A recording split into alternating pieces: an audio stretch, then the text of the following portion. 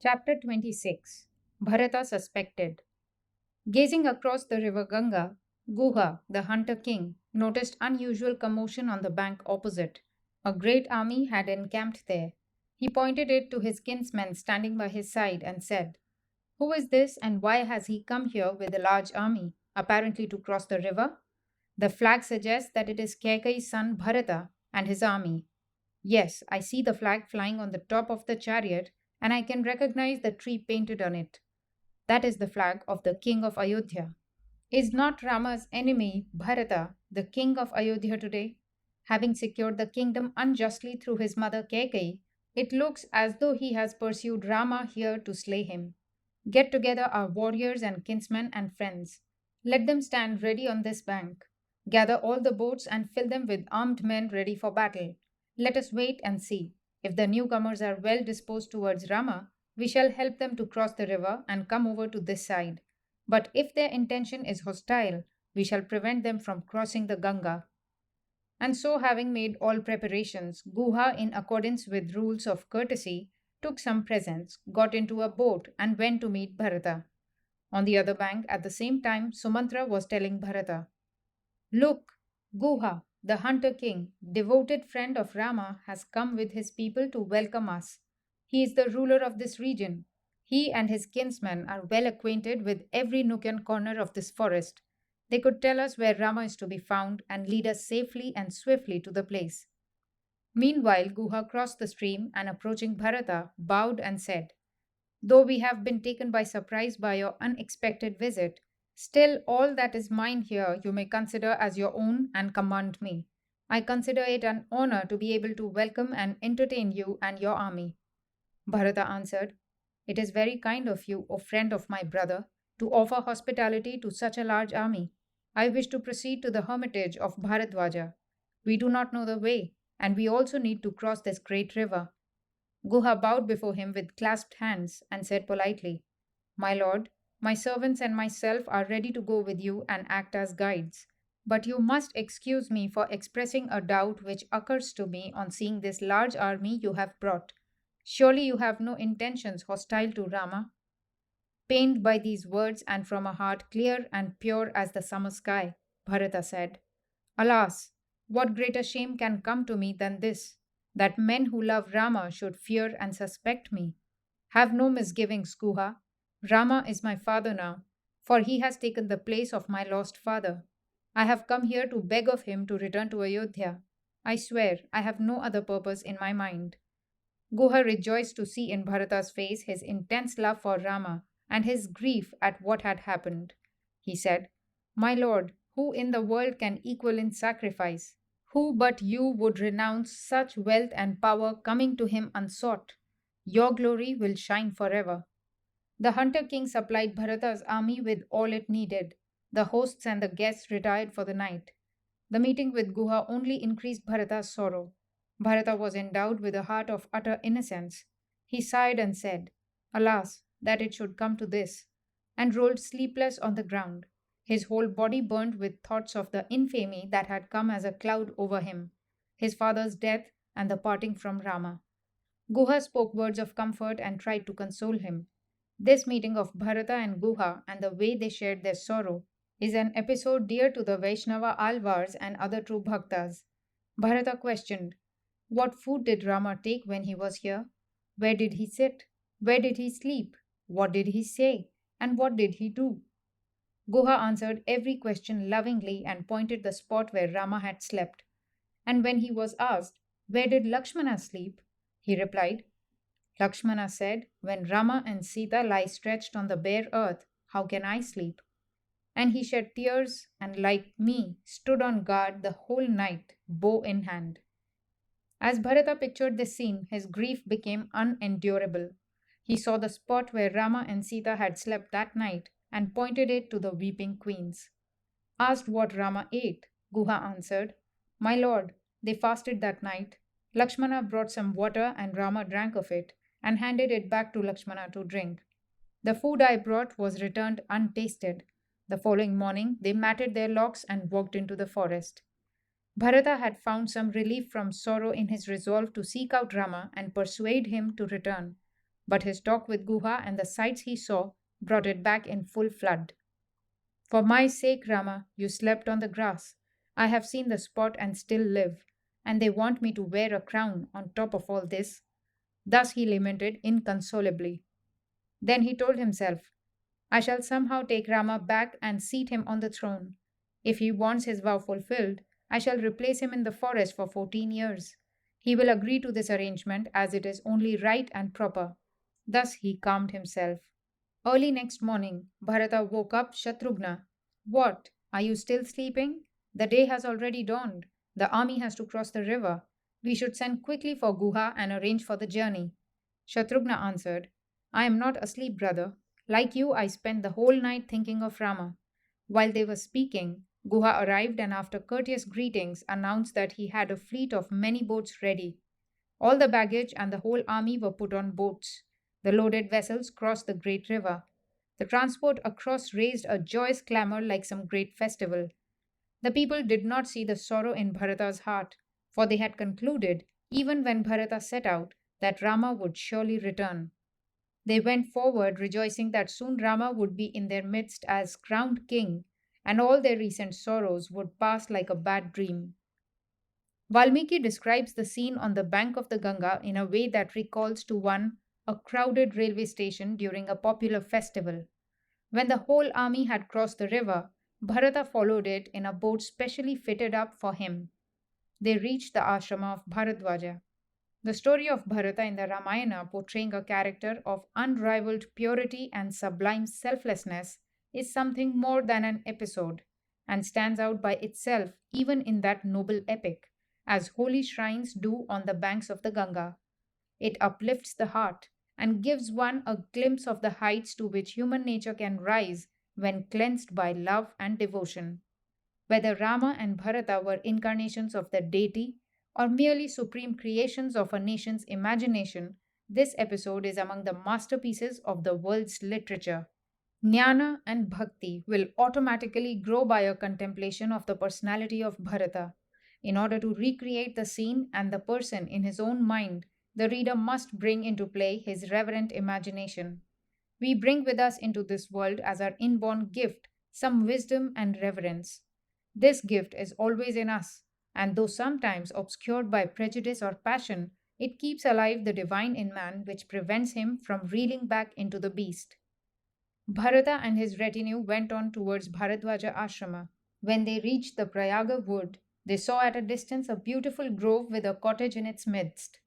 Learning that this was Bharadwaja's ashrama, Bharata left his retinue behind and, accompanied only by Vasishtha and a few other elders, walked towards it with due humility. Divesting himself of his silk garments and his weapons and accompanied only by the ministers, he went on foot behind Vasishtha. A little further on, he left behind even the ministers, and he and Vasishtha alone went forward. When Bharadwaja saw Vasishtha, he rose from his seat and went to meet the illustrious visitor and bade his disciples to bring the customary water for the feet of the guests. Bharata offered humble salutations to Bharadwaja. Learning who he was, the rishi received him with the respect due to a king and made enquiries concerning his welfare. He thoughtfully refrained from making any mention of the sad fate of Dashrata. The narration that follows is as told in Valmiki's epic. A few words by way of explanation may be useful. Bharadwaja suspected and questioned Bharata just as Guha had done earlier. This is, however, not so put in Tulsi Ramayana, which is a poem of pure bhakti. There is nothing that was not within the knowledge of rishis. How then could Bharadwaja in Tulsi Ramayana entertain any doubt about Bharata? Kamban, the Tamil poet of Ramayana, follows Valmiki closely not only here but in many other places where Tulsi differs. Although Kamban carefully follows Valmiki, he adds many beautiful passages out of his own imagination. With a touch here and a touch there, Kamban manages skillfully to disentangle many knots. The changes he makes are very few, while Tulsi deals freely with the story, taking such liberties as he likes with the story as a great bhakta may who has made his god his own by self-forgetting surrender.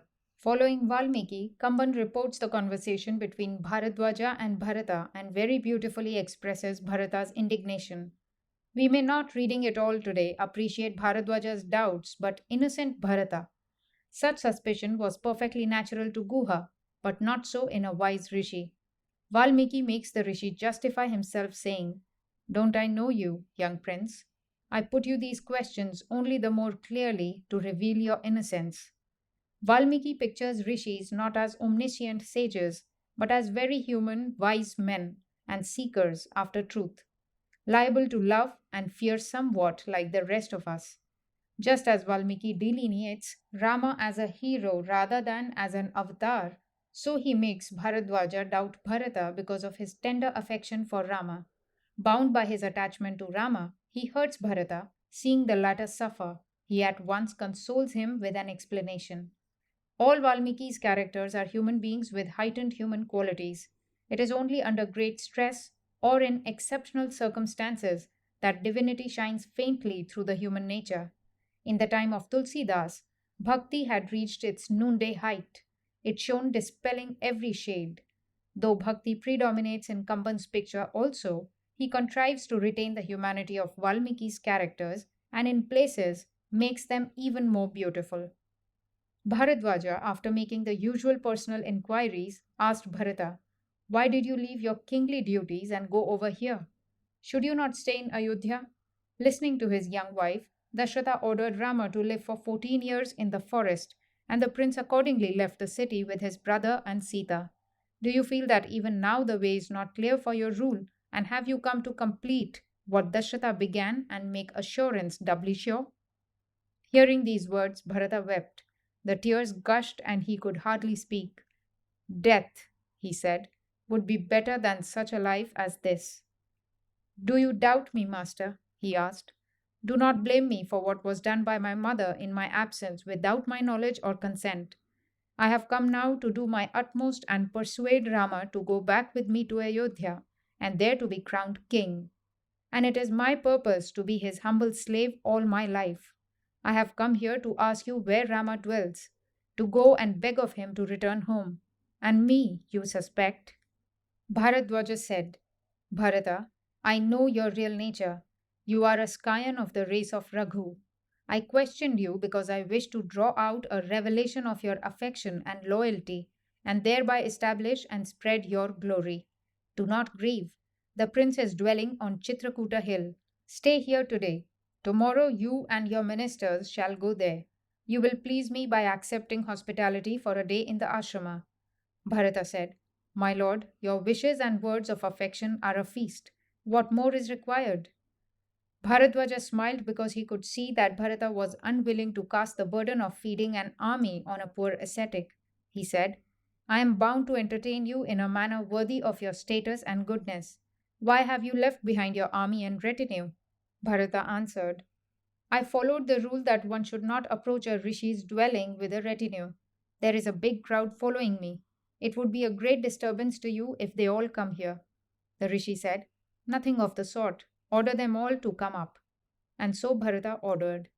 Bharadwaja went to the sacrificial fire and, uttering mantras, sipped water thrice and called on Vishwakarma, Maya, Yama, Varuna, Kubera, Agni, and other celestial beings, and ordered them to produce a great feast for Bharata and his followers. Then a miracle happened. The feast that was ready in Bharadwaja's ashrama was like that which Vashishta gave of old to Vishwamitra. The only difference was that here there was no quarrel or commotion. Everyone had ample accommodation, sandal paste, flowers, food and drink, music and dance by divine performers were all provided. Bharadwaja's feast was more sumptuous than that given by emulous kings to one another. Dwellings, vehicles, servants rose suddenly into being. The guests forgot themselves in the feast. The soldiers in Bharata's army, in the ecstasy of present enjoyment, exclaimed to one another, "We shall not go to the Dandaka forest. We shall not return to Ayodhya. We shall stay here forever." How were they to know that the good things they enjoyed were for a day and would disappear at dawn, like the stage and the crowd after a village play is over? The guests ate fully and soon fell fast asleep. The following morning, Bharadwaja said to Bharata, "At a distance of 2.5 yojanas from here runs the river Mandakini. On its banks is an unpeopled forest with Chitrakuta hill to its south. On the slope of the hill, in a hut, your brothers and Sita are dwelling. And he explained in detail the way they should follow. The three queens were presented to receive the sage's blessings. This is Queen Kaushalya, said Bharata, the mother of Rama, and here, to her right and supporting her, stands the mother of Lakshmana and Shatrughna, sorrow stricken and limp like a creeper stricken by summer winds. And here is my mother, the cause of all our sorrow, said Bharata, pointing to Kekai, who, along with the other queens, prostrated before the sage. Do not judge your mother harshly, said Bharadwaja, casting his gentle eyes on the sorrowing lady. All that has happened for the good of the world. This episode of introducing the mothers is placed by Kamban in the earlier scene with Guha. Guha reverently inquires about the queens and Bharata explains. What Valmiki describes as having taken place in Bharadwaja's ashrama is with more poetical effect transferred by Kamban to its proper place. Introducing Kaushalya to Guha, Bharata says in the Ramayana of Kamban, this is the mother of Rama. Her treasure was Rama and she lost it because of me. Of Sumitra, he said, this is the mother of Lakshmana, truer brother to Rama, who has a happiness beyond the reach of poor me. Kekai in Kamban, as in Valmiki, is introduced by Bharata in harsh terms. Bharata and his great retinue took the forest path as directed by Bharadwaja.